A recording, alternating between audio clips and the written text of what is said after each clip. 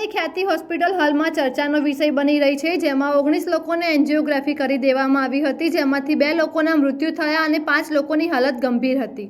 આ સમાચાર વહેતા થતાં રાજ્યભરમાં હોબાળો મચી ગયો હતો। તેમાં લોકોનું કહેવું છે કે ખ્યાતિ હોસ્પિટલમાં આયુષ્યમાન કાર્ડ ધરાવતા દર્દીઓને ટાર્ગેટ કરવામાં આવે છે।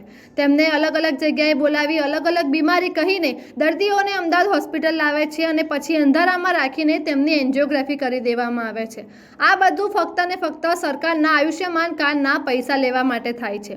તપાસમાં બહાર આવ્યું કે આ હોસ્પિટલે વિરમગામમાં પણ આ જ કૌભાંડ કર્યું હતું અને આટલું જ નહીં, 2022માં સાણંદના તેલાવ ગામના દર્દીઓને હોસ્પિટલમાં બોલાવી 3 દર્દીઓને સ્ટેન્ડ ઉપર રાખ્યા હતા અને તે 3ના મોત પણ થયા હતા। આ અંગે વસ્ત્રાપુર પોલીસ સ્ટેશનમાં ગુનો દાખલ કરવામાં આવ્યો હતો।